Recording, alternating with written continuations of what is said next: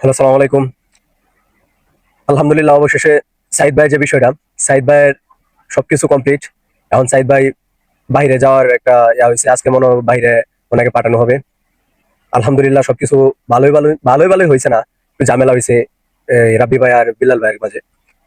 তবে আমার অনুরোধ রইল যে বিল্লাল ভাই এবং রাব্বি ভাই দুজনেই আগের মতো সমঝোতা করেন, নিজেদের আগের মতো করে বন্ধুত্ব করে তুলেন।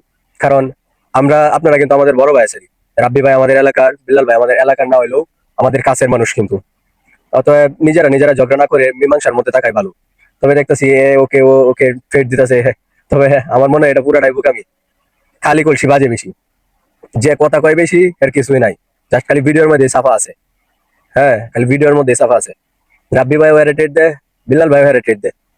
আর সবাই এটা ভুলে গিয়া, হয়তো সাইদ ভাইয়ের আরো লাগতে পারে, কারণ লিভার ক্যান্সারের রোগী। তো আপনারা ভাবতেছেন যে হয়তো 30 লাখ জায়গার মধ্যে 35 লক্ষ টাকা হয়েছে, এটাই বুঝি। আসলে না, এই আরো আগেই সাইদ ভাই বলছিল 50 থেকে 55 লক্ষ টাকা লাগবে। তবে আপনার হয়েছিল কি, যে ভিডিওর মধ্যে 30 থেকে 35 লক্ষ টাকার কথা বলছে, আর বাকিটা চিন্তা করছিল জায়গা জমি বিক্রি করে যদি ম্যানেজ করতে পারে তাহলে তো আলহামদুলিল্লাহ, আর যদি না করতে পারে তাহলে আবার হাত পাতবো। এখন কিন্তু একটু ঝামেলা লাগার কারণে এখন তো ভাই অন্যরকম হয়ে গেছে। এখন যাই হোক, আমার কথা অবশ্যই এটাই থাকবো যে আপনারা সমঝোতার মধ্যে আসেন, মীমাংসার মধ্যে আসেন। সকলে চেষ্টা করেন সাইদ ভাইয়ের যে বিষয়টা, সাইদ ভাই যেন সুস্থভাবে বাড়িতে ফিরে আসতে পারে, আবার আমরা সুস্থভাবে একসঙ্গে হতে পারি। সেই জন্য সকলেই দোয়া করবেন এবং এই চেষ্টাটাই করবেন। আল্লাহ হাফেজ।